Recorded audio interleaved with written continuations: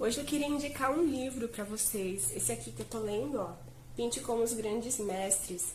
E esse livro ele vai desmistificar alguns conceitos da pintura de algumas épocas e de alguns movimentos artísticos. Então o livro ele vai explicar como é que alguns artistas faziam um esboço, como é que eles preenchiam essas obras. Será que era com uma tinta assim mais diluída, mais translúcida? Será que era com um pincel mais carregado de tinta, uma tinta mais pigmentada? E o livro ele vai abordar alguns desses detalhes. O que mais me chamou a atenção é que no início vai falar sobre a cópia e vai explicar como é que a cópia ela é benéfica na fase de aprendizado de uma técnica. Eu sei que isso é um pouco polêmico, né? Copiar a obra de um outro artista.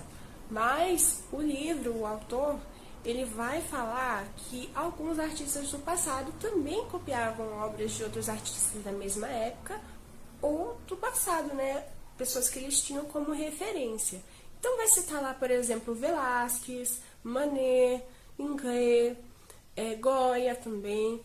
E vai abordar um pouquinho sobre esses detalhes e esses artistas. Outra coisa que eu achei muito legal foi que o autor desse livro ele incentiva a tecnologia à nossa disposição para facilitar a cópia do contorno da nossa referência na obra.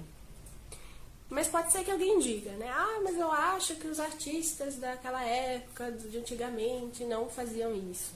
Realmente eles não tinham tanta tecnologia à disposição.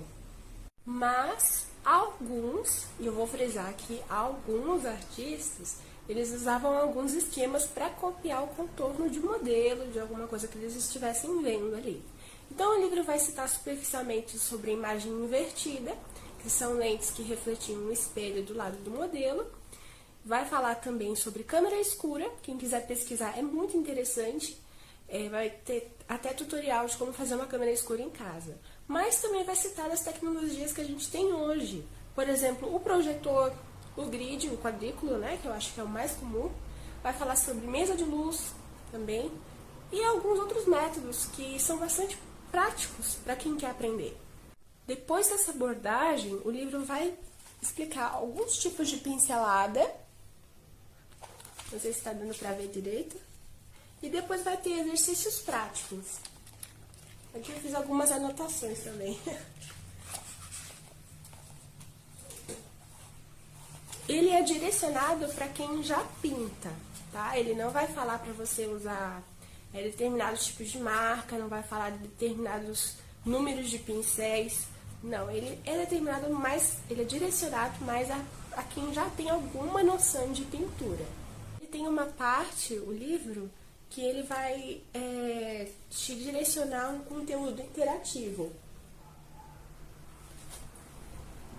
Então ele vai disponibilizar para você que quer visualizar a obra em alta resolução, vai disponibilizar as obras desse livro e vai ter uns vídeos breves de como é o tipo de pincelada. Acho que o que eu mais curti nesse livro foi quando eu entendi que aqueles artistas de uma determinada época eram pessoas como a gente.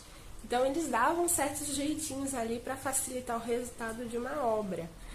E eu gostei muito disso porque às vezes a gente celebra tanto o resultado da fase mais madura do artista, mas acaba excluindo ali a trajetória dele, né? Às vezes a gente imagina que ele já nasceu fazendo belezas, coisas maravilhosas.